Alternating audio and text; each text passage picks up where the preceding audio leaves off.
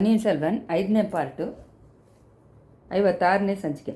ಆವತ್ತು ಕಣೆ ಕಾವಲ ಬಂದುಬಿಟ್ಟು ಹೋಗಿದ ಮೇಲೆ ವಂದಿತೇವನ್ ಪಕ್ಕದ ಕೋಣೆಯಿಂದ ಹುಚ್ಚನ ಅಂತ ಹೇಳಿದ್ದ ಅವನು ಏನು ಹೇಳ್ತಾನೆ ಅಂತ ತಿಳ್ಕೊಳ್ಳೋಕ್ಕೆ ತುಂಬ ಇಂಟ್ರೆಸ್ಟಿಂದ ಕಾಯ್ತಾ ಇದ್ದ. ಆ ಕೋಣೆಯನ್ನು ಒಂದು ಕಡೆ ಗೋಡೆಯಲ್ಲಿ ಇಲಿ ಕಿತ್ತು ಹಾಗೆ ಏನೋ ಶಬ್ದ ಕೇಳ್ತಾ ಇತ್ತು. ವಂದಿತೇವನಿಗೆ ಪುಲಿ ಸಿಂಹದಲ್ಲಿ ಭಯವಿಲ್ಲ, ಆದರೆ ಬೆಕ್ಕುಗಳಿಗೂ ಇಲಿಗಳಿಗೂ ಅವನಿಗೆ ತುಂಬ ಹೆದರಿಕೆ. ರಾತ್ರಿಯೆಲ್ಲ ಕತ್ಲೆಯಾಗಿದ್ದರು ಕೋಣೆಯಲ್ಲಿ ಇಲಿಗಳ ಜೊತೆ ಕಾಲ ಕಳಿಸ್ಬೇಕಲ್ವ ಅಂತ ಹೇಳಿ ವಿಚಾರಪಟ್ಟವನಾಗಿ, ಹುಚ್ಚ ನಿದ್ದೆ ಮಾಡಿಬಿಟ್ಯಾ ಅಂತ ಕೇಳಿದ. ಅದಕ್ಕೆ ಅವನು ಜವಾಬು ಏನು ಬಂದಿಲ್ಲ. ಇಲಿ ಕೀಳುವ ಶಬ್ದ ಮಾತ್ರ ಜನರಲಾಗಿ ಕೇಳ್ತಾ ಇತ್ತು. ಸ್ವಲ್ಪ ಹೊತ್ತಿಗೆಲ್ಲ ಗೋಡೆಯಿಂದ ಕೆಲವು ಕಲ್ಲುಗಳು ಕಿತ್ತೋಗಿ ಅಲ್ಲಿ ಒಂದು ದ್ವಾರ ಉಂಟಾಯಿತು. ಅದರಿಂದ ಹುಚ್ಚನ ಧ್ವನಿ, ಅಪ್ಪಣೆ ನಿದ್ದೆ ಮಾಡಿಬಿಟ್ಟು ಅಂತ ಕೇಳಿದ್ದು. ಇಲ್ಲ, ನಿದ್ದೆ ಮಾಡಿಲ್ಲ, ನಿನಗೋಸ್ಕರನೇ ಕಾಯ್ತಾ ಇದ್ದೀನಿ, ಇದು ಏನು ಕೆಲಸ ಅಂತ ಹೇಳಿದ ವಂದಿತೇವ್. ಇದು 6 ತಿಂಗಳಿಂದ ಮಾಡಿದ್ದ ಕೆಲಸ. ಅದಕ್ಕೂ ಮುಂಚೆ ನನ್ನ ಚೈನನ್ನು ಕಿತ್ತುಕೊಳ್ಳೋಕ್ಕೆ 6 ತಿಂಗಳು ಹಿಡಿಯಿತು ಅಂತ ಹೇಳಿದ ಹುಚ್ಚ. ಸ್ವಲ್ಪ ಹೊತ್ತಿಗೆಲ್ಲ ದ್ವಾರವನ್ನು ಇನ್ನೂ ದೊಡ್ಡದು ಮಾಡಿಕೊಂಡು ವಂದಿತೇವನ್ನ ಕೋಣೆ ಒಳಗೆ ಅವನು ದೂರಿದ್ದಾನೆ.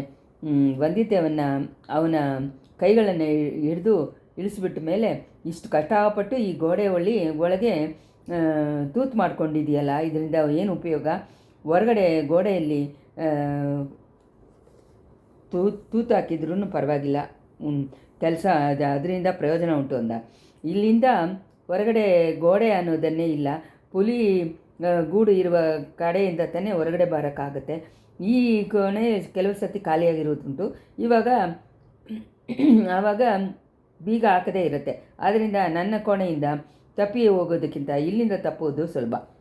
ಇವತ್ತಿಗೆ ಬಂದಿದ್ದೆ ನನ್ನನ್ನು ನಂಬಿ ಇದನ್ನು ಹೊರಗಡೆ ಹೇಳ್ಬಿಟ್ಟಿಯಲ್ಲ, ನಾನು ನಿನ್ನನ್ನು ತೋರಿಸ್ಕೊಟ್ಬಿಟ್ರೆ ಏನು ಮಾಡ್ತೀಯಾ ಅಂತ. ಒಬ್ಬನ ನಂಬಬಹುದು, ನಂಬೋಕ್ಕಾಗಲ್ಲ ಅನ್ನೋದು ಅವ್ರ ಧ್ವನಿಯಿಂದಾನೇ ಕಂಡುಹಿಡಿಬೋದು. ಸೇಂದ ನಮ್ಮದನ್ನು ನಂಬ್ತೀನಿ, ಆದರೆ ಪಿನಾಕಪಾಣಿಯನ್ನು ನಂಬಲ್ಲ. ನಿನ್ನ ಧ್ವನಿಯಿಂದ ನಿನ್ನನ್ನು ನಂಬೋದು ಅಂತ ಹೇಳಿ ತೀರ್ಮಾನ ಮಾಡಿದೆ. ಮೇಲೆ ತಪ್ಪಿ ಹೋಗೋಕ್ಕೆ ಕೆಲಸ ಇವಾಗ ಮಾಡಿದರೆ ತಾನೇ ಉಂಟು. ಸರಿಯಾದ ಸಂದರ್ಭ ಇದು ತಾನೇ. ಯಾಕೆ? ಕಾವಲವರುಗಳು ಚೇಂಜ್ ಆಗಿದ್ದಾರೆ ಅಂತ ಹೇಳಿದ್ದೀನಲ್ವ, ಅವ್ರುಗಳಲ್ಲಿ 2 ಜನ ಮಾತಾಡ್ಕೊಂಡಿದ್ದನ್ನು ಕೇಳಿದೆ.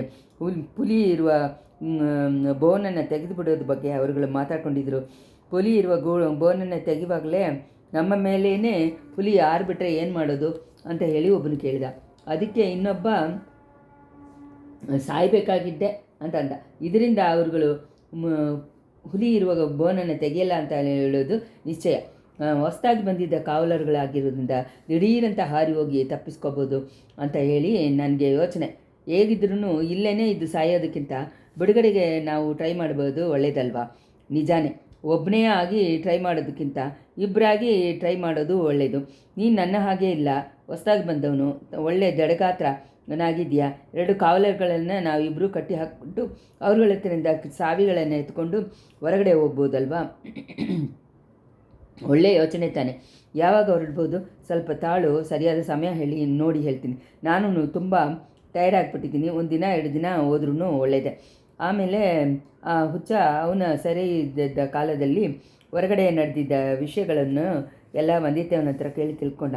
ಆದಿತ್ಯ ಕರಿಗಾಲರು ಸತ್ತೋದ್ರು ಅಂತ ಕೇಳಿದ ತಕ್ಷಣ, ಹಾಗಾದರೆ ನಾವು ಇವಾಗ ಹೊರಗಡೆ ಬರೋದು ತುಂಬ ಇಂಪಾರ್ಟೆಂಟು ಅಂತ ಅಂದ. ಯಾಕೆ ಹಂಗೆ ಹೇಳ್ತಾ ಇದೆಯಾ? ಮುಂದೆ ರಾಜ್ಯಕ್ಕೆ ಯಾರನ್ನು ಯುವರಾಜನಾಗಿ ಪಟ್ಟ ಕಟ್ತಾರೆ ಅಂತ ಗೊತ್ತಾಗಲ್ಬೇಕಲ್ವ? ಯುವರಾಜ ಪಟ್ಟ ಏನು? ಚಕ್ರವರ್ತಿ ಮೈ ನೋವಿನಿಂದನೂ ಮನಸ್ಸು ನೋವಿನಿಂದನೂ ಒದ್ದಾಡ್ತಾ ಇದ್ದಾರೆ. ರಾಜ್ಯಭಾರವನ್ನು ಹಾಗೆ ಬಿಟ್ಟು ನೀವು ಇರೋಕ್ಕೆ ಇಷ್ಟಪಡ್ತಾರೆ. ಯಾರಿಗೆ ಮಗಡ ಸುಟ್ಟೋ ಹಾಗೆ ಮಾತನಾಡಿತಾ ಇದೆ. ಚಿಕ್ಕ ರಾಜಗಳು ಕೆಲವರು ಮಧುರಾನಗರಿಗೆ ಪಟ್ಟ ಸೂಟಕ್ಕೆ ಇಷ್ಟಪಡ್ತಾರೆ, ಇನ್ನು ಕೆಲವರು ಪೊನ್ನಿಯಿನ್ ಸೆಲ್ವರ್ಗೆ ಮಗುಡ ಹಾಕೋಕ್ಕೆ ಇಷ್ಟಪಡ್ತಾರೆ. ಚಕ್ರವರ್ತಿಯ ಯೋಚನೆ ಏನು? ರಾಜ್ಯದಲ್ಲಿ ಸುಮ್ಮನೆ ಜಗಳ ಬರದೇ ಇರೋದನ್ನು ತಡೆಯೋ ಹಾಗೆ ಮಧುರಾನಗರ ಸಿಂಹಾಸನ ಹತ್ತೋದನ್ನು ಚಕ್ರವರ್ತಿ ಇಷ್ಟಪಡ್ತಾರೆ. ಹಾಗಾದರೆ ನಾವು ಶೀಘ್ರದಲ್ಲಿ ಹೊರಗಡೆ ಹೋಗಬೇಕಾದ ತುಂಬ ಅವಶ್ಯಕತೆ ಆಗಿದೆ ಅಂತ ಅಂದ ಅವನು ಹುಚ್ಚ. ಆಮೇಲೆ ಅವನು ಏಳನಾಡಿನಲ್ಲಿ ಪಾಂಡ್ಯರ ಮಗುಡನೂ ರತ್ನಹಾರನೂ ಇರೋ ಜಾಗ ಬಗ್ಗೆ ನನಗೆ ಗೊತ್ತು ಅನ್ನೋದು ತಿಳ್ಕೊಂಡದ್ದ ವಿವರವಾಗಿ ಹೇಳಿದ. ಸೋಳಗುಳದ ರಹಸ್ಯ ಬಗ್ಗೆ ತಿರುಗಾಣ ವಂದಿತೇವನು ಕೇಳಿದ್ದಕ್ಕೆ ಅದನ್ನು ಇವಾಗ ಹೇಳೋದಿಲ್ಲ, ಇವರು ತಪ್ಪಿ ಬತ್ತಿಗೆ ಹೋಗಿ ಹೊರಗಡೆ ಹೋದರೆ ಹೇಳ್ತೀನಿ, ಇಲ್ಲಾಂದರೆ ಆ ರಹಸ್ಯ ನನ್ನಿಂದ ಸಾಯಬೇಕಾಗುತ್ತೆ ಅಂತ ಅಂದ. ವಂದಿತೇವನ್ನ ಮನಸ್ಸು ತೀವ್ರವಾದ ಯೋಚನೆಯಲ್ಲಿ ಮುಳುಗಿತು. ಈ ಹುಚ್ಚನ್ನು ಹೇಳೋ ಹಾಗೆ ಅಂಥ ರಹಸ್ಯ ಏನಾಗಿರುತ್ತೆ ಅಂತ ಹೇಳಿ ಊಹಿಸಿ ನೋಡಿದ. ಏನೇನೋ ನೆರಳು ಹಾಗೆ ನೆನಪುಗಳು ಅವನ ಮನಸ್ಸಿನಲ್ಲಿ ಹೋಗಿ ಬರ್ತಾಯಿತ್ತು. ದಿಢೀರಂತ ವೈದ್ಯರ ಮಗನನ್ನು ನೋಡಿದ ತಕ್ಷಣ ವಂದಿತೇವನಿಗೂ ಶಾಕ್ ಆಗಿಬಿಡ್ತು. ತಾನೂ ಪಕ್ಕದಲ್ಲಿ ಇರೋನು ಸೇರಿ ಮಾಡಿರೋ ಯೋಚನೆಗೆ ಇವನಿಗೂ ಕಲ್ಲಾಕ್ಬಿಟ್ರೆ ಏನು ಮಾಡೋದು ಅಂತ ಹೇಳಿ ವಿಚಾರಪಟ್ಟ. ಪಿನಾಕಪಾಣಿನ ನೈವಂಚಕವಾದ ಮಾತನ್ನು ಅವನು ನಂಬಲಿಲ್ಲ. ಅವನು ಹುಚ್ಚನನ್ನು ಈ ವಿಷಯದಲ್ಲಿ ಒಂದೇ ಮನಸ್ಸಿರೋರಾಗೇ ಇದ್ದರು. ಯಾವುದೋ ದುರ್ಯೋಚನೆಯಿಂದಾನೇ ಪಿನಾಕಪಾಣಿ ಬಂದಿದ್ದಾನೆ ಅಂತ ತೀರ್ಮಾನ ಮಾಡಿಕೊಂಡ್ರು. ಒಬ್ಬರನ್ನ ಸೆರೆಯಲ್ಲಿ ಬಿಟ್ಬಿಟ್ಟು ಇನ್ನೊಬ್ಬರು ಹಾರಿ ಹೋಗೋದಿಲ್ಲ ಅಂತ ಹೇಳಿ ಶಬ್ದ ಮಾಡಿಕೊಂಡ್ರು. ತಿರ್ಗಾನ ಪಿನಾಕಪಾಣಿ ಬಂದರೆ ಏನು ಮಾಡೋದು ಅಂತ ಹೇಳಿ ತೀರ್ಮಾನ ಮಾಡಿಕೊಂಡ್ರು. ಮೊದಲೇ ಆದ್ದರಿಂದ ಎರಡನೇ ಸತಿ ಪಿನಾಕಪಾಣಿ ಬಂದಾಗ ಇಬ್ಬರು ಮುಂಜಾಗ್ರತೆಯಿಂದ ಇದ್ದರು. ಹುಚ್ಚನೆತ್ತರೆಯಿಂದ ಲಚ್ಚಿನ ಮೋದಿರವನ್ನು ತೋರಿಸ್ಬಿಟ್ಟು ರಹಸ್ಯವನ್ನು ಹೇಳುವ ಹಾಗೆ ವೈದ್ಯ ಮಗ ಕೇಳಿಕೊಂಡಿದ್ದಾಗ ವಂದಿತೇವನು ಎರಡು ಕೋಣೆಗಳಿಗೂ ಮಧ್ಯದಲ್ಲಿ ಇದ್ದ ಗೋಡೆಯಲ್ಲಿ ಮೊದಲೇ ಮಾಡಿದ್ದ ದ್ವಾರದಿಂದ ಸದ್ದು ಮಾಡದೆ ತೂರಿ ಆ ಕೋಣೆ ಒಳಗೆ ಪ್ರವೇಶ ಮಾಡಿದ್ದಾನೆ. ಪಿನಾಕಪಾಣಿ ತಿರುಗಿ ಅವನ್ನ ಒಡೆಯಕ್ಕೆ ಬಂದಾಗ ಇಬ್ಬರನ್ನು ದಂತಯುದ್ಧ ಮಾಡಿದರು.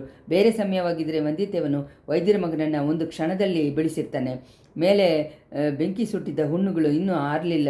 ಅದರಿಂದ ಕಾಳಮುಗ ರಾಕ್ಷಸ ಬೇರೆ ಅವನ ಗಂಟ್ಲನ್ನು ಹಿಡಿದು ಪ್ರೆಸ್ ಮಾಡಿದ್ದ ಜಾಗದಲ್ಲಿ ಇನ್ನೂ ನೋವ್ತಾ ಇದ್ದಿದ್ದನು. ದ್ವಂತ ಹೋಗ್ತಾನೇ ಇತ್ತು. ಅದೇ ಸಮಯದಲ್ಲಿ ಹುಚ್ಚ ಕೈಯಿನಲ್ಲಿ ಚೈನ್ ಜೊತೆ ಬಂದು ಪಿನಾಕಪಾಣಿಯನ್ನು ಕತ್ತೆಲ್ಲಾಕಿ ಟೈಟ್ ಮಾಡಿದ. ಪಿನಾಕಪಾಣಿ ಕೆಳಗಡೆ ಬಿದ್ದ. ಆಮೇಲೆ ಇಬ್ಬರನ್ನಾಗಿ ಅವನ ಕೋಣೆಯನ್ನು ಗೋಡೆಗಳಲ್ಲಿ ಇದ್ದಿದ್ದ ಕಬ್ಬಣದ ಕವಚದಿಂದ ಸೇರಿಸಿ ಕಟ್ಟಿಬಿಟ್ಟಿರು. ಆ ಥರ ಕಟ್ಟುವಾಗಲೇ ವಂದಿತೇವನ್ ಪಿನಾಕಪಾಣಿ ನಾವಿಬ್ಬರೂ ಚಕ್ರವರ್ತಿಯನ್ನು ಗುಣ ಮಾಡೋದಕ್ಕೋಸ್ಕರ ಸಂಜೀವಿ ಮೂಲಿಗೆಯನ್ನು ಹುಡ್ಕೊಂಡು ಈಳನಾಡಿಗೆ ಹೋದ್ವಿ, ನೆನಪಿದೆಯಾ? ಆವಾಗ ನಾವು ಸಂಜೀವಿ ಕೊಂಡು ಬರೋದಲ್ಲಿ ಜಯಗೊಳಿಸಲಿಲ್ಲ. ಆದರೆ ಇವಾಗ ನೀನು ನಮಗೆ ಸಮವಾಗಿ ಸಮಯ ಸಂಜೀವಿಯಾಗಿ ಬಂದು ಸೇರಿದೆ. ಈ ಹೆಲ್ಪ್ಗಾಗೆ ತುಂಬ ವಂದನೆ. ವೈದ್ಯರ ಮಗನಾಗಿ ನೀನು ಇನ್ಮೇಲೆ ವೈದ್ಯರ ಜೊತೆ ಇರೋದು ಸರಿ. ಗೂಢಚಾರಿ ಕೆಲಸದಲ್ಲಿ ತಲೆ ಹಾಕಿ ಯಾಕೆ ಸುಮ್ಮನೆ ಕಷ್ಟವನ್ನು ಬೆಲೆಗೆ ತೊಗೊತೀಯ ಅಂತ ಹೇಳ್ದ.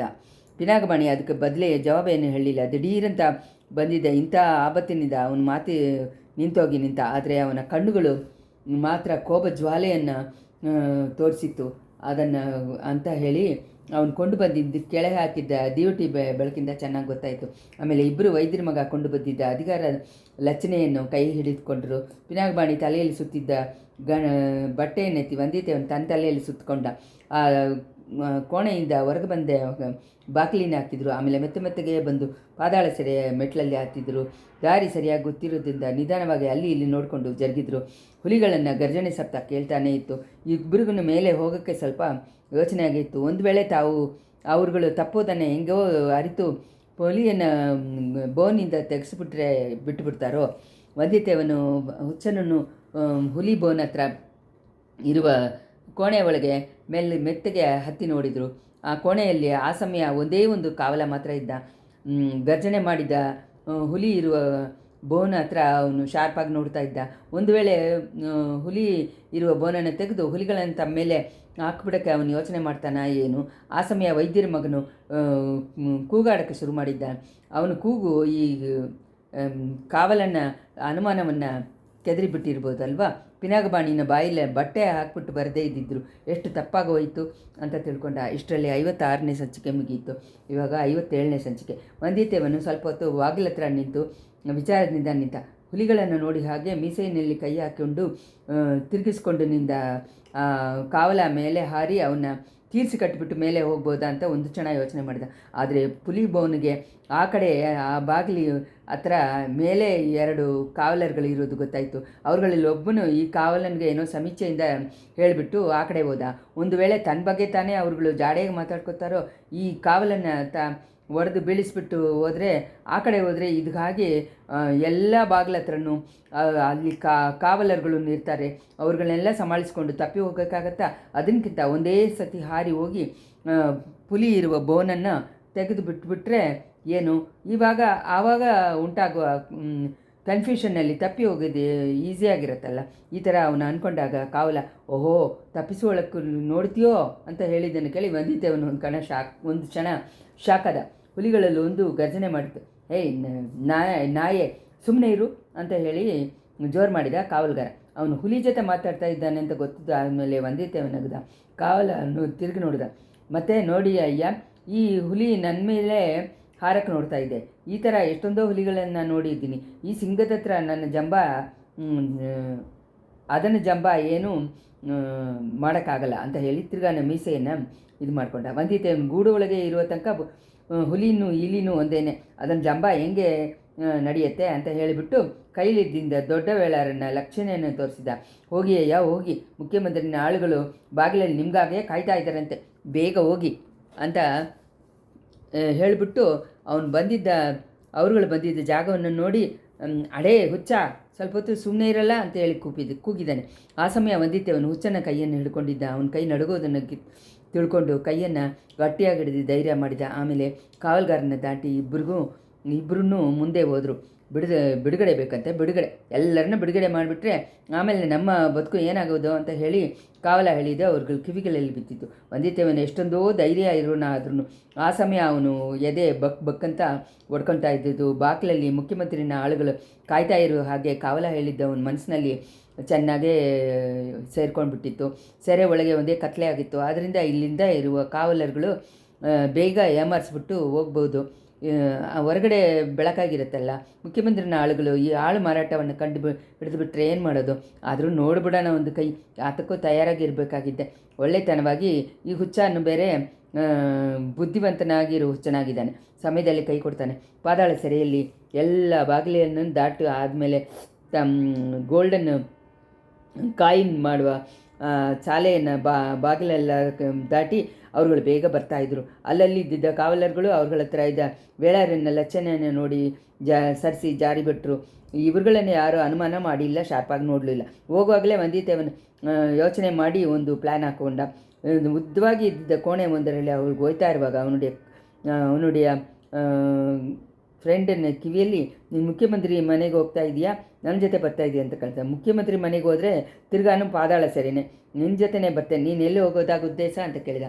ದೇವರು ಕರುಣೆ ಇದ್ದರೆ ಈಳನಾಡಿಗೆ ಹೋಗ್ಬಿಡೋಣ, ಮುಖ್ಯಮಂತ್ರಿನ ಆಳುಗಳ ಮುಂದೆ ನೀನು ನನ್ನನ್ನು ಪಿನಾಗಮಾಣಿ ಅಂತ ಹೇಳಿ ಕರಿ.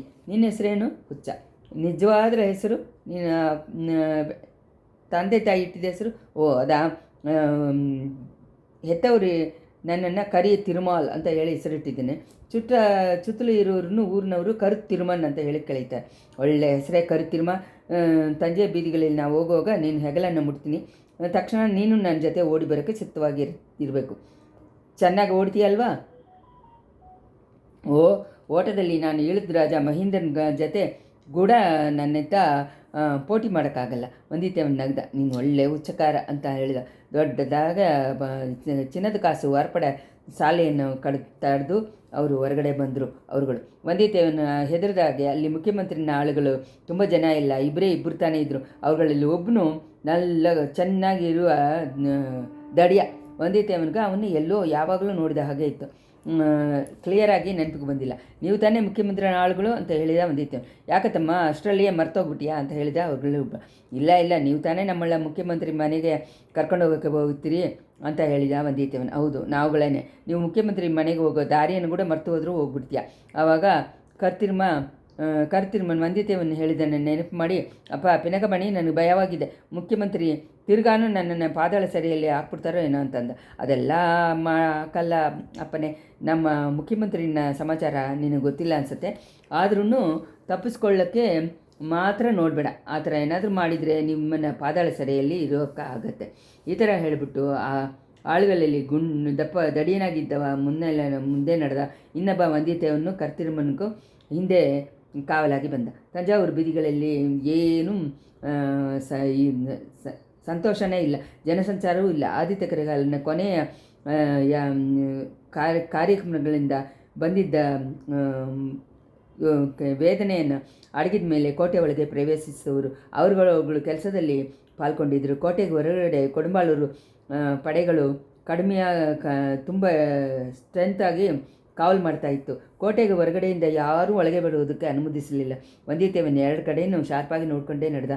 ಆ ಎರಡು ಆಳುಗಳಲ್ಲಿ ತಪ್ಪಿ ಹೋಗೋದು ತುಂಬ ಸುಲಭ. ಆದರೆ ತಿರ್ಗಾನು ಹಿಡಿಯದೇ ಇರಬೇಕಲ್ಲ, ಅವ್ರ ಹತ್ರ ಸಿಕ್ಕಾಕೊಳ್ಳದೇ ಇರಬೇಕಲ್ಲ. ಕೋಟೆ ಒಳಗೆಯಿಂದ ಹೊರಗೆ ಬರೋದಕ್ಕೂ ಸರಿಯಾಗಿ ಇರಬೇಕಲ್ಲ. ಈ ಯೋಚನೆಯಿಂದ ವಂದಿತೇವನು ಬೀದಿಯಲ್ಲಿ ಎರಡು ಕಡೆಯೂ ಶಾರ್ಪಾಗಿ ನೋಡಿಕೊಂಡೇ ನಡೆದ. ದೊಡ್ಡ ಪಳುವೇಟರನ ಅರಮನೆ ಬಾಗಿಲಲ್ಲಿ ದಾಟಿಕೊಂಡು ಹೋದ ತಕ್ಷಣ ವಂದಿತೇವನ ಇದು ಜಾಸ್ತಿ ಆಗೋಯ್ತು. ಆಮೇಲೆ ಆ ಸಂದು ಬರ್ತಾ ಇದೆ. ಮುಂಚೆ ಒಂದು ಸತಿ ಚಿಕ್ಕ ಪಳುವೇಟರನ ಆಳದಿಂದ ತಪ್ಪಿ ಓಡಿ ಹೋಗಿದ್ದ ಸಂದೇನೆ, ಅದನ್ನೇ ಅವನನ್ನು ಎದುರು ನೋಡ್ತಾ ಇದ್ದ. ಬೆಂಡಾಗಿ ಹೋಗಿತಾ ಇದ್ದ ಆ ಜಾಗದಲ್ಲಿ ತುಂಬ ಮರೆಯಾಗುವ ಜಾಗ ಜಾಸ್ತಿ ಇತ್ತು. ಎರಡು ಕಡೆಯೂ ತೋಟದ ಗೋಡೆಗಳ ಮೇಲೆ ಹೊರಗಡೆ ಬಂದಿದ್ದ ಮರಗಳು. ಅಲ್ಲಿ ತಾನೇ ಈ ಕಾವಲರುಗಳಿಂದ ತಪ್ಪಿ ಹೊಡೆದ್ರೆ ಓಡ್ಬೋದು. ಮುಂಚೆ ಹಾಗೆಯೇ ದೊಡ್ಡ ಪಳುವೇಟರ ಮಾಳಿಗೆ ತೋಟ ಒಳಗೆ ಜಂಪ್ ಮಾಡ್ಬೋದು. ಅಲ್ಲಿ ದೂಕ್ಬಿಟ್ರೆ ಒತ್ತಾಗಿದ್ದ ಮರಗಳಿಗೆ ಮಧ್ಯೆ ಹಾಕ್ಕೊಳ್ಳೋಕ್ಕೆ ವಸತಿಯ ಚೆನ್ನಾಗಿ ಹೆಲ್ಪ್ ಆಗಿರ್ಬೋದು. ಮುಂಚೆ ಹಾಗೆಯೇ ಪೊಕಿಷ ದಾರಿಯಿಂದ ಬಂದ್ರೇನು ಹೊರಗಡೆ ಹೋಗೋದು ಲಘುವಾಗಿರುತ್ತೆ. ಬೇರೆ ದಾರಿಯಲ್ಲಿ ತಪ್ಪೋದು ಸಾಧ್ಯವಿಲ್ಲ. ಇದು ಆ ಸಂದಿನ ದಾರಿ. ಅಲ್ಲಿಂದ ಮುಂಚೆ ತಪ್ಪಿ ಹೋಗಿದ್ದ ದಾರಿ ಬಂದುಬಿಡ್ತು. ವಂದಿತೇವನು ಕರ್ತಿರ್ಮನ್ನ ಹೆಗಲನ್ನು ಮುಟ್ಟೋಣ ಅಂತ ಅಂದ. ಆದರೆ ಇದೇನು, ಅಲ್ಲಿ ಯಾರು ಗುಂಪಾಗಿ ಬರ್ತಾ ಇದ್ದಾರೆ. ಸಿಂಹಗಳು, ಕುದುರೆಗಳು, ಕೈಯಲ್ಲಿ ವೇಲಿಡಿದ ಕಾವಲ್ ವೀರರುಗಳು. ಇಷ್ಟೊಂದು ಆರ್ಪಾಟದಿಂದ ಬರೋರು ರಾಜಕುಟುಂಬದಲ್ಲಿ ಸೇರಿದ ದೊಡ್ಡ ಅಧಿಕಾರಿಗಳಾಗೂ ಇರಬೇಕು. ಇದನ್ನು ಯೋಚನೆ ಮಾಡಿಕೊಂಡು ಮುಖ್ಯಮಂತ್ರಿನ ಆಳುಗಳು ಸುತ್ತಮುತ್ತ ನೋಡಿದ್ರು. ವಂದಿತೇವನ ಗಮನವನ್ನು ಕವರ್ ಮಾಡಿದ ಸಂದನ್ನು ಅವರು ನೋಡಿದ್ರು. ತಕ್ಷಣ ಆ ಕಡೆ ಹೋಗಿ ಸರಿಸಿ ನಿಂತರು. ಅವುಗಳು ಕರ್ಕೊಂಬಂದ ಇಬ್ಬರನ್ನ ತಮ್ಮ ಹಿಂದೆ ನಿಲ್ಲಿಸಿ ಬೇರೆಯವರು ನೋಡಿಕೊಂಡೇ ಇರೋ ತನಕ ಮರೆಯಾಗಿ ನಿಂತರು. ಎದುರಲ್ಲಿ ಗುಂಪಾಗಿ ಬಂದವರು ಬೇಗ ಜಾಗವನ್ನು ಅವರುಗಳು ದಾಟ್ಕೊಂಡು ಹೋದರು. ಮುಂದೆ ವೇಲು ಹಿಡಿದಿದ್ದ ವೀರರುಗಳು ಕೆಲವರು, ಆಮೇಲೆ ಹಿಂದೆ 3 ಗಂಭೀರವಾದ ಬೆಳ್ಳಿಗೆ ಇರುವ ಕುದುರೆ ಮೇಲೆ ಮಲೆಮಾನ್ ಕೊಡುಂಬಾಳರು ವೆಳರ್ನು. ಅವ್ರಗಳ ಮಧ್ಯದಲ್ಲಿ ಒಬ್ಬರು ಬಂದರು. ಮಧ್ಯದಲ್ಲಿ ಬಂದವರು ಪೊನ್ನಿಯಿನ್ ಸೆಲ್ವರ್ ಅನ್ನೋದನ್ನು ವಂದಿತೇವನ ಕಂಡ. ಆಹಾ, ಎಷ್ಟು ಸಮೀಪದಲ್ಲಿ ಇದ್ದಾರೆ, ಆದ್ರೂ ಎಷ್ಟು ದೂರವಾಗಿ ಹೋಗ್ಬಿಟ್ರು. ಒಂದು ಕ್ಷಣ ವಂದಿತೇವನ ಅಂದ್ಕೊಂಡ, ಕಾವಲರ್ಗಳನ್ನ ಮೀರಿ ಓಡಿ ಹೋಗಿ ಅವ್ರ ಮುಂದೆ ನಿಲ್ಲೋಣ ಅಂತ. ತಕ್ಷಣ ಯೋಚನೆಯನ್ನು ಬದಲಾಯಿಸ್ಕೊಂಡ. ಅಣ್ಣನನ್ನು ಕೊಂದ ಹಾಗೆ ತಪ್ಪು ಹೇಳಿದವನ ಮೇಲೆ ಅಪವಾದ ಹೇಳಿದ ಮೇಲೆ ಪೊನ್ನಿಯಿನ್ ಸೆಲ್ವರ್ ಹೆಂಗೆ ತಾನೇ ಕರುಣೆ ತೋರ್ಸೋಕ್ಕಾಗತ್ತೆ? ಅಲ್ಲ, ಸ್ನೇಹದ ಹಕ್ಕು ಕೊಂಡಾಡೋಕ್ಕಾಗತ್ತೆ. ತನ್ನನ್ನು ನೋಡಿದ ತಕ್ಷಣ ಅವರು ಅಸಹ್ಯ ಆದರೂ ಆಗ್ಬೋದು. ಪಕ್ಕದಲ್ಲಿರುವ ಮಳೆಯಮ್ಮನನ್ನು ವೇಳಾರನ್ನು ಏನು ಮಾಡ್ತಾರೆ ಅಂತ ಹೇಳೋಕ್ಕಾಗಲ್ಲ. ಇವರುಗಳು ಇಷ್ಟರಲ್ಲಿ ಅವರುಗಳಿಗೆ ಹಿಂದೆ ಬಂದಿದ್ದ ಸಿವುಗೆಗಳ ಮೇಲೆ ವಂದಿತೇವನ ಗಮನ ಹೋಯಿತು. ಆಹಾ, ಇಳೆಪ್ರಾಟಿ ಕುಂದವಿ, ಕೊಡುಂಬಾಳೂರು ಎಲವರ್ಸಿ, ಯುವರಾಣಿ ವಾನತಿ, ಸೊಂಬೂರಿಯರ ಮಗಳು ಮಣಿಮೇಗಲೆ. ವಂದಿತೇವನ ಮನಸ್ಸು ಪಟ್ಟಿದ ಪಾಡು ಸ್ವಲ್ಪ ಅಲ್ಲ. ಬೇರೆ ಯಾವ ಸಂದರ್ಭವಾಗಿದ್ದರೂ ಈ 3 ಹೆಣ್ಮಕ್ಕಳಲ್ಲಿ ಯಾರನ್ನೂ ಹತ್ರನೂ ಹೋಗಿ ಹೆಲ್ಪ್ ಕೇಳ್ಬೋದು. ಅವ್ರುಗಳನ್ನು ಮುಂದೆ ಬಂದು ಹೆಲ್ಪ್ ಮಾಡ್ತಾರೆ. ಆದರೆ ಇವಾಗ ಆದಿತ್ಯ ಕರಿಗಾಲನ್ನು ವಂಜಕದ್ರೋಹ ಮಾಡಿ ಕೊಂದವನನ್ನು ನೋಡಿದ್ದರೆ ಇಳೆಪ್ರಾಟಿನೂ ಯುವರಾಣಿ ವಾನತಿನೂ ಎಷ್ಟು ಅಸಹ್ಯಕೊಳ್ತಾರೆ. ಹೋಗಲಿ, ಈ ಹುಡುಗಿ ಮಣಿಮೇಗಲೆಯನ್ನು ಇವ್ರುಗಳು ತಮ್ಮ ಜೊತೆ ಸೇರಿಸ್ಕೊಂಡಿದ್ದಾರಲ್ಲ, ಅದಕ್ಕಾಗಿ ಸಂತೋಷ ಪಡಬೇಕಾಗಿದ್ದೆ. ಮಣಿಮೇಗಲೆ ಇವ್ರುಗಳ ಹತ್ರ ಕಡಂಬೂರಲ್ಲಿ ನಡೆದಿದ್ದನ್ನೆಲ್ಲ ಹೇಳಿದ್ದಾಳ. ತನ್ನ ತಪ್ಪಿಸೋದಕ್ಕೋಸ್ಕರ ನಾನೇ ಕೊಂದಿದ್ದೀನಿ ಅಂತ ಹೇಳ್ತಾಳ. ಆ ಥರ ಇವ್ರುಗಳ ಹತ್ರನೂ ಹೇಳಿರ್ತಾಳ? ಇಲ್ಲ, ಹೇಳಿರಲ್ಲ. ಆ ಥರ ಹೇಳಿದರೆ ಇವ್ರುಗಳು ಅವಳನ್ನು ತಮ್ಮ ಜೊತೆ ಇಷ್ಟೊಂದು ಸಪೋರ್ಟ್ ಮಾಡಿ ಕರ್ಕೊಂಡು ಹೋಗೋಕ್ಕಾಗಲ್ಲ. ಚಿವಿಗೆಗಳು ಅವ್ರುಗಳು ನಿಂತ್ಕೊಂಡಿದ್ದನ್ನು ದಾಟ್ಕೊಂಡು ಹೋಯಿತು. ಹಿಂದೆ ಬಂದಿದ್ದ ಕಾವಲರುಗಳನ್ನು ಹೋದರು. ಸರಿ, ಬನ್ನಿ ಇನ್ನಿ ನಾವು ಹೋಗೋಣ ಅಂತ ಹೇಳಿಬಿಟ್ಟು ಮುಖ್ಯಮಂತ್ರಿನ ಆಳುಗಳು ಮುಂದೆ ನಡೆದರು. ವಂದಿತೇವ ಒಂದು ಕ್ಷಣದಲ್ಲಿ ಇದು ತಾನೇ ಸಮಯ ಅಂತ ಹೇಳಿ ತೀರ್ಮಾನಕ್ಕೆ ಬಂದ. ಕರ್ತಿರ್ಮನ್ನ ಹೆಗಲನ್ನು ಮುಟ್ಟಿಬಿಟ್ಟು ಸಂದಿನಿಂದ ಓಡಿ ಹೋದ. ಕರ್ತಿರ್ಮನ್ನು ಅವನ್ನ ಫಾಲೋ ಮಾಡ್ಕೊಂಡು ಹೋದ. ಇಬ್ಬರು ಕಾವಲರುಗಳು ಹಿಂದೆನೇ ಬರೋ ಶಬ್ದ ಕೇಳಿತು. ಸ್ವಲ್ಪ ದೂರ ತನಕ ತಿರುಗಿ ಕೂಡ ನೋಡದೆ ಇಬ್ಬರು ಓಡಿದ್ರು. ಮೊದಲು ಕರ್ತಿರ್ಮನ್ ತಾನೇ ತಿರುಗಿ ನೋಡ್ದ. ಒಬ್ಬನು ಹಿಂದೆ ಇದ್ದು ಬಿಟ್ಟ, ಇನ್ನೊಬ್ಬ ತಾನೇ ಬರ್ತಾ ಇದ್ದಾನೆ ಅಂತಂದ. ವಂದಿತೇವನ್ನು ತಿರುಗಿ ನೋಡಿಕೊಂಡು ದಡಿಯ ಹಿಂದೆ ಇದ್ದು ಬಿಟ್ಟದನ್ನು ತಿಳ್ಕೊಂಡ. ಒಬ್ಬನಾಗಿದ್ರೂ ಅವನ ಜೊತೆ ನಿಂದು ಜಗಳ ಆಳಕ್ಕೆ ನೋಡೋದು ಬುದ್ಧಿ ಇರೋರು ಮಾಡೋ ಕೆಲಸ ಅಲ್ಲ. ಆದರೆ ಕರ್ತಿರ್ಮನಿಗೂ ಸಂಶಯ ಮಾಡಿಬಿಟ್ಟು ಅವನು ಮೇಲೆ ಓಡ್ದ. ಮುಂಚೆ ಒಂದು ಸತಿ ಅವನು ಮೊದಲು ಏರಿ ದೂಕಿದ್ದ ಅದೇ ಜಾಗಕ್ಕೆ ಬಂದಿದ್ದ ತಕ್ಷಣವೇ ನಿಂತ. ಇದ್ದಿದ್ದ ರೆಂಬೆ ಹಾಗೇ ಇತ್ತು. ಅದನ್ನು ಹಿಡಿದು ಹಾರಿ ಗೋಡೆ ಮೇಲೆ ಹತ್ತಿಸ್ಕೊಂಡ. ಕರ್ತಿರ್ಮನನ್ನು ಕೈ ಕೊಟ್ಟು ಎತ್ತಿ ಮೇಲೆ ಹತ್ತಿಸ್ಬಿಟ್ಟ. ಇಬ್ಬರಾಗಿನೂ ಮುರಿದೋಗಿದ್ದ ರೆಂಬೆಯನ್ನು ಸ್ವಲ್ಪ ಆಡಿಸಿ ತುಂಡು ಮಾಡಿದರು. ಹಿಂದೆ ಬಂದಿದ್ದ ಆಳು ಹತ್ರ ಬಂದಿದ್ದ ತಕ್ಷಣ ಅವನ ಮೇಲೆ ತಳ್ಳಿದ್ರು. ಮರದ ರೆಂಬೆ ಅವನ ಮೇಲೆ ಬೀಳುತ್ತಾ ಇದೆಯಾ ಅನ್ನೋದನ್ನು ಕೂಡ ಗಮನಿಸದೆ ಗೋಡೆ ಮೇಲಿಂದ ತೋಟದಲ್ಲಿ ದೂಕಿದ್ರು. ಒತ್ತಾದಿದ್ದ ಪೊದೆಗಳು ಇವುಗಳಿಂದ ದೂರಿ ಹೋಗಿ ಮರೆಯಾಗಿ ನಿಂತು ಗೋಡೆಯನ್ನು ಗುರಿ ಇಟ್ಕೊಂಡು ನೋಡ್ತಾ ಇದ್ರು. ಯಾರೂ ತಮ್ಮನ್ನು ಹಿಂಬಾಲಿಸಿಲ್ಲ ಅನ್ನೋದು ಹಿಂಬಾಲಿಸ್ಕೊಂಡು ಇಡೀ ಒಳಗೆ ತೋಟದೊಳಗೆ ಜಂಪ್ ಮಾಡಿ ಬಿಟ್ಟಿದ್ವಿ ಅಂತ ಅಂದ್ಕೊಂಡು ಮೇಲೆ ಹೋದರು. ಅಪ್ಪ ತಪ್ಪಿ ಬದುಕಿದ್ವಿ ಅಂದ ವಂದಿತೆ. ಇಷ್ಟರಲ್ಲಿ ಏನಾಗ್ಬಿಟ್ಟಿದೆ, ಕೋಟೆಗೆ ಹೊರಗಡೆ ಹೋಗೋದು ಹೇಗೆ ಅಂತ ಹೇಳಿದ ಕರ್ತನು. ಅದಕ್ಕೆ ದಾರಿ ಇದೆ, ಸ್ವಲ್ಪ ತಾಳ್ಮೆಯಿಂದ ಇರು. ಪಳಿವೇಟರಿನ ಮಾಳಿಗೆಯನ್ನು ಹತ್ತಿರ ಬಂದಿದ್ದ ತಕ್ಷಣ ವಂದಿತೇವ ನಿಂತ. ಮಾಳಿಗೆಯನ್ನು ಮುಂದೆ ಹೋಗಿ ಮುಂಚೆ ಹಾಗೆ ಗಲಗಲ ಅಂತ ಇಲ್ಲ, ಆದ್ರೂ ಜನರ ಓಡಾಟ ಇತ್ತು. ಕತ್ಲೆ ಆಗೋ ಸಮಯದಲ್ಲಿ ಪೊಕ್ಕಿಷ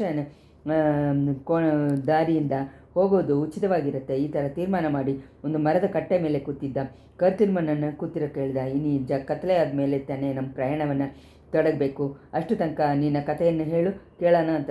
ಅದೇ ಹೇಳೋಕ್ಕಾಗಲ್ಲ ಅಂತ ಹೇಳಿ ಮುಂಚೆನೇ ಹೇಳಿದ್ದೀನಿ. ಹಾಗಾದರೆ ನಿನ್ನನ್ನು ಹೊರಗಡೆ ಕರ್ಕೊಂಡು ಹೋಗೋಕ್ಕೂ ಆಗಲ್ಲ. ನಾನು ನಿಜವನ್ನು ಹೇಳಿದೆ, ಏನಾದರೂ ಕಲ್ಪನೆ ಮಾಡಿ ಹೇಳಿದರೆ ಏನು ಮಾಡ್ತೀಯಾ ಅಂತ ಕೇಳಿದ. ಕಥೆ ಕಲ್ಪನೆ ಇದ್ರೂ ಹೇಳು, ಸ್ವಲ್ಪ ಹೊತ್ತು ಒತ್ತೋಗ್ಬೇಕಲ್ವಾ ಅಂತ ಅಂದ. ಕರ್ತಿರ್ಮನ್ ಹೇಳೋಕ್ಕೆ ಶುರು ಮಾಡಿದ. ನಿಜವಾಗ್ಲೂ ಅದು ಅಪೂರ್ವವಾದ ಎಷ್ಟೊಂದು ಸಂಭವಗಳಿದ್ದ ಕಲ್ಪನಾ ಕತೆ ಹಾಗೇ ಇತ್ತು. ಕರ್ತಿರ್ಮನ್ನ ಕತೆ. ಕರಿಯ ತಿರುಮಲನೋ ಕರ್ತಿರ್ಮ ಕೋಡಿಕರೆಗೆ ಸ್ವಲ್ಪ ನಾರ್ತ್ ಕಡೆ ಕಡಕರೆ ಓರದಲ್ಲಿ ತೋಪುತೊರೆ ಅನ್ನೋ ಊರಿನಲ್ಲಿ ಇರೋನು.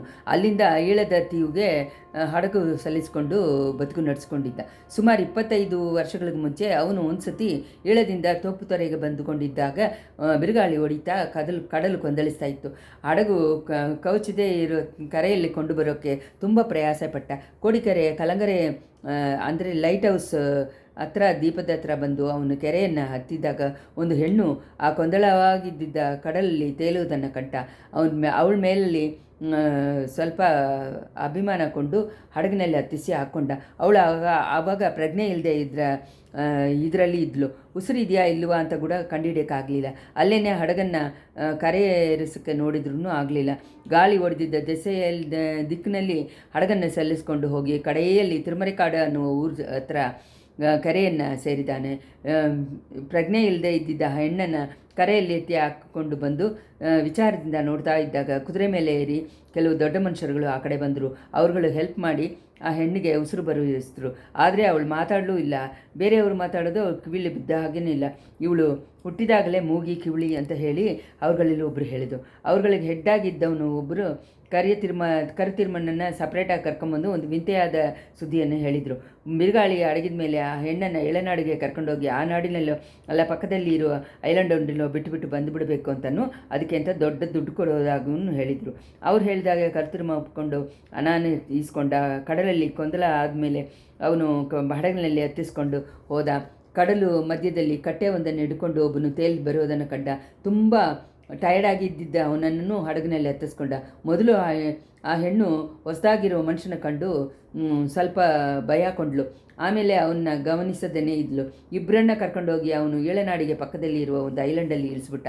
ಆ ಐಲ್ಯಾಂಡಲ್ಲಿ ಒಂದು ದೊಡ್ಡವರಿದ್ದರು. ಅವರು ಈ ಹೆಣ್ಣನ್ನು ತಮ್ಮದು ಮಗಳು ಅಂತ ಹೇಳಿದರು. ಮುಂಚೆನೇ ಅವಳು ಮೂಗಿ ಅಂತನೂ ಇವಾಗ ತಮ್ಮನ್ನು ಕೂಡ ಅವಳು ಅರ್ಥಕೊಳ್ಳಲಿಲ್ಲ ಅಂತಲೂ ಹೇಳಿದರು. ಆಮೇಲೆ ಅವಳನ್ನು ಕಡಲಿನಿಂದ ಕಾಪಾಡಿದ್ದು ಕರ್ತಿರ್ಮ ಹೇಳಿದ. ಮಧ್ಯ ಕಡಲಲ್ಲಿ ಹಡಗಿನಲ್ಲಿ ಎತ್ತಿದ್ದ ಮನುಷ್ಯರು ಕರಿತಿರ್ಮನ ಹತ್ರ ಒಂದು ಪತ್ರವನ್ನು ಕೊಟ್ಟು ಅದನ್ನು ಲಂಕೆ ರಾಜನ ಹತ್ರ ತಗೊಂಡೋಗಿ ಕೊಡೋ ಹಾಗೆ ಕಳಿಸಿದರು. ಅದರಿಂದ ಅವರು ತುಂಬ ದೊಡ್ಡ ಮನುಷ್ಯರಾಗಿರಬೇಕು ಅಂತ ಹೇಳಿ ಕರಿತಿರ್ಮನ ತೀರ್ಮಾನ ಮಾಡಿಸ್ಕೊಂಡ. ಲಂಕೆ ರಾಜನ ಹತ್ರ ಆ ಪತ್ರವನ್ನು ಕೊಟ್ಟ ಮೇಲೆ ಅವರ ಮಾತಿನಿಂದ ತನ್ನಿಂದ ಕಾಪಾಡಪಟ್ಟವರು ಪಾಂಡಿನಾಡಿನ ರಾಜ ಅಂತ ಹೇಳಿ ತಿಳ್ಕೊಂಡ. ಪಾಂಡಿನಾಡಿ ರಾಜನನ್ನು ಕರ್ಕೊಂಬರೋಕ್ಕೆ ಲಂಕೆ ರಾಜರು ಪರಿವಾರಗಳನ್ನು ಕಳಿಸಿದರು. ಕರ್ತಿರ್ಮನು ತುಂಬ ಸೋತಿದ್ದ ಅವ್ರಗಳ ಜೊತೆ ಹೋಗಲಿಲ್ಲ. ಪಾಂಡ್ಯರಾಜ ಕೆಲವು ದಿನ ಆದಮೇಲೆ ಲಂಕೆ ರಾಜನ ಅರಮನೆಗೆ ಬಂದು ಸೇರಿದರು.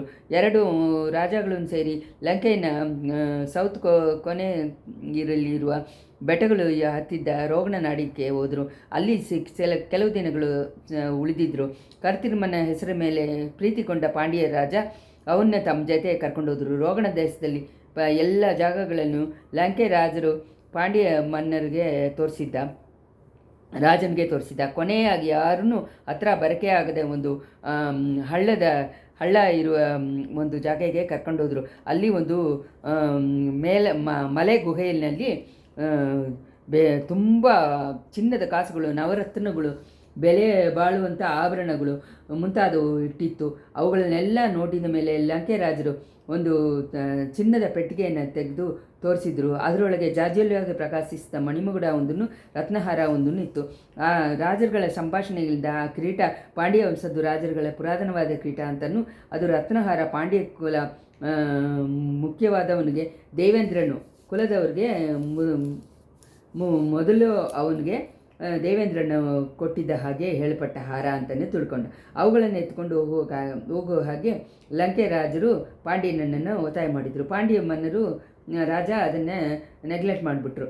ಚೋಳಗಳನ್ನು ಹಾಗೆ ಮುರಿಯಡಿಸಿಬಿಟ್ಟು ಮದುರೆಯಲ್ಲಿ ತಾವು ಮುಡಿಸುಡಿಕೊಳ್ಳುವ ದಿನ ಬರುವಾಗ ಲಂಕೆಯನ್ನು ರಾಜನೇ ಅವನ್ನ ಎತ್ಕೊಂಡು ಬಂದು ಮದುರೆಗೆ ಬಂದು ಲೋಕ ಎಲ್ಲ ಗೊತ್ತಾಗ ಹಾಗೆ ತಮ್ಮ ಹತ್ರ ಕೊಡಬೇಕು ಅಂತಲೇ ಹೇಳಿದರು. ಆಮೇಲೆ ಪಾಂಡ್ಯ ರಾಜರು ಕರ್ತಿರ್ಮನ ಹತ್ರ ಅವನು ಎತ್ಕೊಂಡು ಹೋಗಬೇಕಾಗಿದ್ದ ಹಲವು ಚಿನ್ನದ ಕಾಸುಗಳನ್ನು ಕೊಟ್ಟು ಆ ಮೂಗಿ ಹೆಣ್ಣನ್ನು ಭದ್ರವಾಗಿ ಪರಾಮರ್ಶಕ್ಕೆ ಏರ್ಪಾಡು ಮಾಡಿಬಿಟ್ಟು ತಿರ್ಗಾ ಪಾಂಡ್ಯನಾಡಲ್ಲಿ ಬಂದು ತಮ್ಮ ಜೊತೆ ಸೇರಿಕೊಳ್ಳೋ ಹಾಗೆ ಹೇಳಿ ಕಳಿಸಿದರು. ಕರ್ತಿರ್ಮ ಬೂದದಿ ಐಲ್ಯಾಂಡ್ಗೆ ಬಂದಾಗ ಅಲ್ಲಿ ಆ ಹುಡುಗಿನ ಕಾಣಲಿಲ್ಲ, ಅವಳ ಅಪ್ಪನ್ನ ಕಾಣಲಿಲ್ಲ. ಇಬ್ಬರನ್ನ ಹುಡುಕಿಕೊಂಡು ಕೋಡಿಕರೆಗೆ ಹೋದ. ಅಲ್ಲಿ ಆ ಮೂಗಿ ಹೆಣ್ಣನ್ನು ಕಂಡ. ಆದರೆ ಅವಳು ಅವನ್ನ ತಿಳ್ಕೊಂಡ ಹಾಗೇನೇ ಇಲ್ಲ. ಅವಳ ಮನೆಯವರಿಂದ ಕೆಲವು ವಿವರಗಳನ್ನು ತಿಳ್ಕೊಂಡ. ಅವಳ ಅಪ್ಪ ಮೈಯೆಲ್ಲ ಸರಿ ಇಲ್ಲದೆ ಇದ್ದಿದ್ದರಿಂದ ಅವಳನ್ನ ಕರ್ಕೊಂಡೋಗಿ ಇಲ್ಲಿ ಬಿಟ್ಬಿಟ್ಟು ಉಸಿರನ್ನು ಬಿಟ್ಟುಬಿಟ್ರು. ಲೈಟ್ ಹೌಸ್ ಹತ್ರ ಕಾವಲನ್ನು ಅವಳ ಸೋದರ ಅಂತ ಹೇಳಿ ಗೊತ್ತಾಯಿತು. ಮೊದಲು ಅವಳು ಸೋದರಿ ಯಾರನ್ನೂ ನೆನಪಿರಲಿಲ್ಲ. ತಿರ್ಗಾನು ಒಂದು ಸತಿ ಕಾಲು ಜಾರಿ ಕಡಲಲ್ಲಿ ಬಿದ್ದು ಕಾಪಾಡಿದ ಮೇಲೆ ಅವುಗಳನ್ನೆಲ್ಲ ಅವಳಿಗೆ ನೆನಪು ಬಂತು. ಅವಳು ಗರ್ಭವತಿಯಾಗಿದ್ದಾಳೆ ಅಂತ ಅನ್ನೋದನ್ನು ಬೇರೆಯವರು ತಿಳ್ಕೊಂಡ್ರು. ಅದನ್ನು ಅವಳಿಗೂ ಗೊತ್ತಾಗಿ ತುಂಬ ಭೀತಿಯಲ್ಲಿ ಆಗೋಗಿದ್ಲು. ಕೋಡಿಕೆರೆ ಕುಳಗರ ದೇವಸ್ಥಾನದ ಹತ್ರ ಹೋಗಿ ಅಲ್ಲಿ ಕೈಂಗರ್ಯ ಮಾಡಿಕೊಂಡಿದ್ಲು. ಕರ್ತಿರ್ಮ ಎಷ್ಟೇ ತನ ಟ್ರೈ ಮಾಡಿನೂ ಅವಳನ್ನು ಅವನಲ್ಲ ಅವಳು ಇವಾಗ ಕಂಡುಕೊಳ್ಳಿಲ್ಲ. ಕೋಡಿಕರೆಯಲ್ಲಿ ಇದ್ದ ಹಾಗೆ ಆ ಮೂಗಿ ಹೆಣ್ಣಿನ ತಂಗಿಯನ್ನು ಅವನು ಮೀಟ್ ಮಾಡಿದ್ದ. ಅವಳು ಮೂಗಿ ಅಂತ ಗೊತ್ತಾಗಿ ಅವಳ ಮೇಲೆ ಪರಿದಾಪ ಕೊಂಡ. ಅವಳನ್ನ ಮದುವೆ ಮಾಡಿಕೊಂಡು ಬಾಳಕ್ಕೂ ಅಂದ್ಕೊಂಡ. ಅದಕ್ಕೂ ಮುಂಚೆ ಪಾಂಡ್ಯರಾಜನ ಹತ್ರ ಹೋಗಿ ಸುದ್ದಿ ಹೇಳಿಬಿಟ್ಟು ಬರಬೇಕು ಅಂತ ಇಷ್ಟಪಟ್ಟ. ಇಂಥ ಸಮಯದಲ್ಲಿ ಚೋಳ ಚಕ್ರವರ್ತಿ ಗಂಡರಾಜನ ಪಟ್ಟ ಅರಸಿಯನ್ನು ಶಿವಭಕ್ತಿಯಲ್ಲಿ ತುಂಬ ಇದಾದವರು ಸೆಂಬಿಯನ್ ಮಾದೇವಿ ಕೋಡಿಕೆರೆ ಕೊಳಗರದಿ ದೇವಸ್ಥಾನಕ್ಕೆ ಸ್ವಾಮಿ ದರ್ಶನಕ್ಕೆ ಬಂದರು. ಅಲ್ಲಿ ಆ ಮೂಗಿ ಹೆಣ್ಣು ಮಂದಾಗಿನಿಯನ್ನು ಕಂಡು ಅವಳ ತಮ್ಮ ಜೊತೆ ಕರ್ಕೊಂಡೋದ್ರು. ಅವಳ ಜೊತೆ ಅವಳ ತಂಗಿ ವಾಣಿಯನ್ನು ಹೋಗ್ಬಿಟ್ಲು. ಕರ್ತಿರ್ಮ ಪಾಂಡ್ಯನಾಡಿಯನ್ನು ಹೋದ. ಅಲ್ಲಿ ಪಾಂಡ್ಯನ ರಾಜ ರಣರಂಗಕ್ಕೆ ಹೋಗಿರೋದಾಗೆ ತಿಳಿದ. ರಣರಂಗದಲ್ಲಿ ಹೋಗಿ ಪಾಂಡ್ಯ ರಾಜವನ್ನು ಮೀಟ್ ಮಾಡಿದಾಗ ಅವರು ಅವನನ್ನು ಲಂಕೆಗೆ ತಿರ್ಗಾ ಹೋಗಿ ಲಂಕೆ ರಾಜನ ಹತ್ರ ಪತ್ರ ಕೊಟ್ಟು ಬರೋ ಹಾಗೆ ಹೇಳಿದರು. ತಿರ್ಗಾ ಬಂದಾಗ ತಿರ್ಗಾನು ಆ ಮೂಗಿ ಹೆಣ್ಣನ್ನು ಕರ್ಕೊಂಡ್ಬಂದಿದ್ದಕ್ಕೆ ಬರೋದಕ್ಕೆ ಟ್ರೈ ಮಾಡೋ ಹಾಗೆಯೂ ಹೇಳಿದರು. ಕರ್ತಿರ್ಮ ಲಂಕೆಯಿಂದ ತಿರ್ಗಾ ಬಂದು ಪಳೆಯಾರಿಗೆ ಹೋದ. ವಾಣಿಯನ್ನು ನೆನಪು ಅವನ ಮನಸ್ಸನ್ನು ಬಿಟ್ಟು ಆಗಲಿಲ್ಲ. ಮುಖ್ಯವಾಗಿ ಅವಳನ್ನ ಮೀಟ್ ಮಾಡೋ ಆಸೆಯಿಂದಾನೆ ಅವನು ಪಳೆಯಾರಿಗೆ ಹೋದ. ಆದರೆ ಅಲ್ಲಿ ಅವಳನ್ನು ಕಂಡ ಹಾಗೆ ತುಂಬ ಶಾಕ್ ಆಗಿಬಿಟ್ಟು ದಿಗ್ಭ್ರಮೆಗೊಂಡು ಆಗುವ ಕಡೆ ಆಯಿತು.